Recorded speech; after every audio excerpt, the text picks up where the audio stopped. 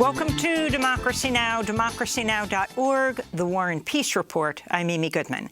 Columns of Russian tanks and armored vehicles are advancing on Ukraine's capital, Kyiv, and have reached the outskirts of the city after a second night of heavy Russian shelling and airstrikes. U.S. intelligence officials view the military offensive as a move to encircle Kyiv and topple the Ukrainian government, something they warned could happen within days. On Thursday, Russian President Vladimir Putin gathered Russia's wealthiest men for a meeting just hours after Russian forces began a sweeping attack on Ukraine by land, by air, and by sea. Putin said he had no choice but to attack in order to ensure Russia's security. Everything that is happening is a desperate measure. They left us no other option.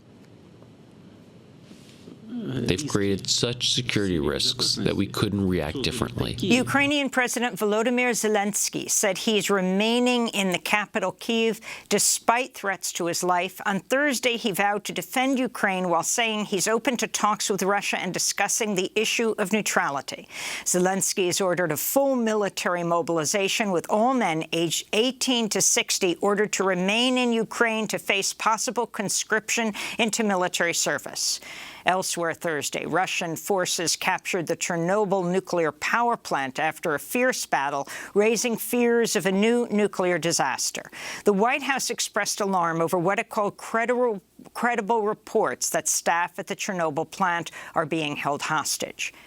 The United Nations warns over 100,000 Ukrainians have been displaced by Russia's assault, with thousands fleeing to other European countries. This is UN High Commissioner for Refugees, Filippo Grandi. The humanitarian consequences on civilian populations will be devastating. There are no winners in war, but countless lives will be torn apart. We have already seen reports of casualties and people starting to flee their homes to seek safety.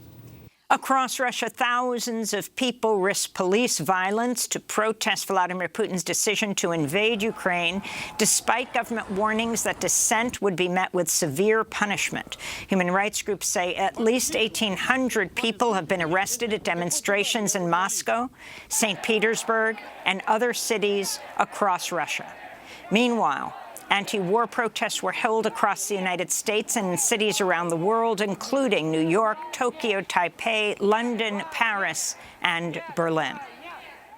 The Pentagon's ordered 7,000 additional U.S. troops to deploy to Germany. President Biden's also directed Secretary of Defense Lloyd Austin to move U.S. forces in Europe to Poland and the Baltic republics bordering Russia.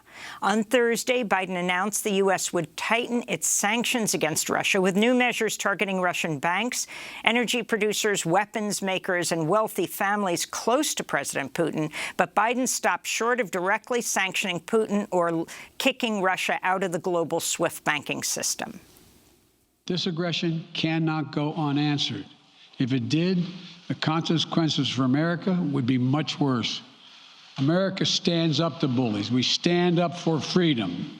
Seven-nation European Union also announced new sanctions on Russia, as did Japan, South Korea, Australia, and other U.S. allies, after headlines will spend the rest of the hour on Russia's invasion of Ukraine.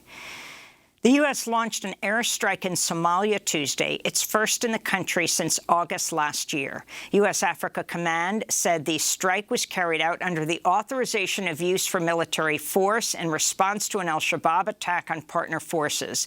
This comes amidst a spate of deadly suicide attacks and as Somalia remains in political turmoil, once again extending parliamentary elections that were supposed to be completed by today to next month.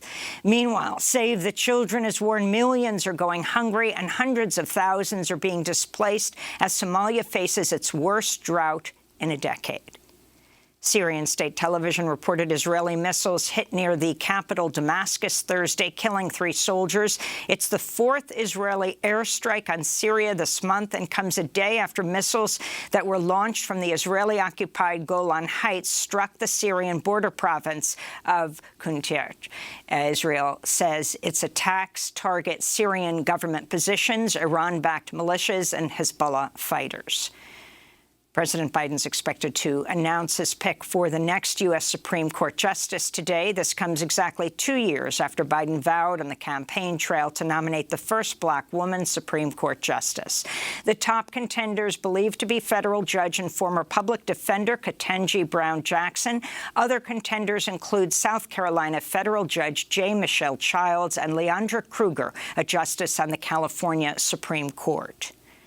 In coronavirus news, the Centers for Disease Control is expected to announce a relaxation of its mask guidance today, allowing most people to forgo them in public indoor spaces. The new guidance will rely more heavily on the rate of hospitalizations rather than just caseloads to determine if masks are recommended. Most states have already lifted or significantly eased their mask mandates. Recorded cases have dropped by around 2/3 from 2 weeks ago, though daily deaths are still averaging close to 2,000. In Minnesota, 3 former Minneapolis police officers have been found guilty of violating George Floyd's civil rights. On Thursday, a federal judge found J. Alexander King, Thomas Lane, and Tu Tao each failed in their duties on May 25, 2020, as they ignored Floyd's repeated pleas of "I can't breathe," while Officer Derek Chauvin pressed his knee into Floyd's neck for over 9 minutes, murdering him. 2 of the officers also helped Chauvin physically restrain Floyd, while one officer prevented passers-by from helping. Federal prosecutor Charles Kovatz spoke after the verdict. These officers had a moral responsibility, a legal obligation, and a duty to intervene. And by failing to do so, they committed a crime. This is a reminder that all sworn law enforcement officers, regardless of rank or seniority, individually and independently, have a duty to intervene and provide medical aid to those in their custody. The 3 officers remain free on bond until their sentencing hearing. They still face a state trial in June on charges of aiding and abetting George Floyd's murder. Floyd's family welcomed Thursday's verdict, which they said should serve as an example for police departments around the country. This is George Floyd's nephew, Brandon Williams. Oftentimes, officers kill black and brown men and women, and we get little to no consequences. A lot of times we don't even get charges, let alone a conviction. So we'll take this small victory, and smile about it and be happy, but deep down we're still hurting. We want this to stop. A judge in Michigan has ordered the parents of an alleged teenage gunman to stand trial for involuntary manslaughter.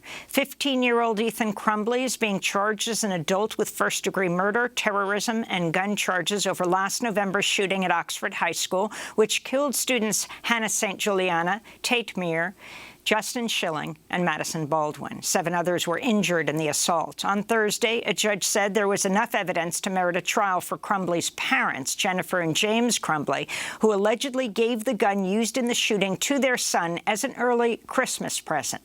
Prosecutors say the pair failed to intervene when their son showed clear signs of mental distress in the weeks leading up to the massacre.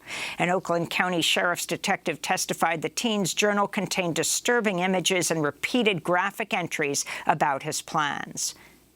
Toward the bottom half of the page, it says, "First off, I got my gun. It's a SP 2022 6-hour 9mm. Second, the shooting is tomorrow, I have access to the gun and ammo." Jennifer and James Crumbley remain jailed on $500,000 bond. If convicted of involuntary manslaughter, they each face up to 60 years in prison. Immigrant justice advocates are demanding Amazon divest from an air cargo holding company whose subsidiaries include Omni Air International, which carries out deportation flights for Immigration and Customs Enforcement, known as the ICE Air program.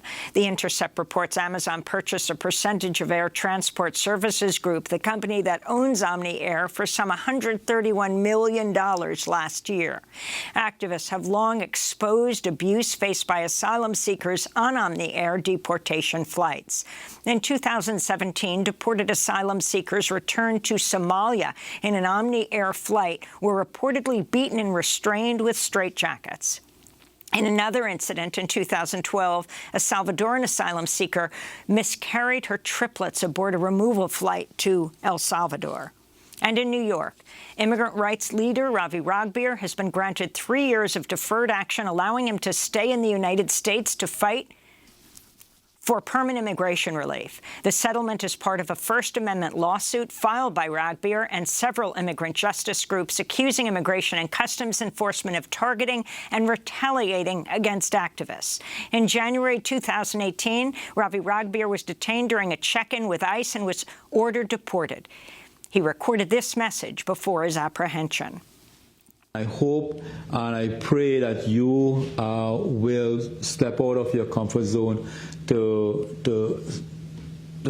create a network of safety, not just in the houses of worship, not just in the space where we call sensitive zone, but create a network of safety around you and around the community, because you refuse to let this agency act. Immigration and Customs Enforcement, you are refusing to let them come in to your community and destroy it and take away those families only because they don't have one piece of paper.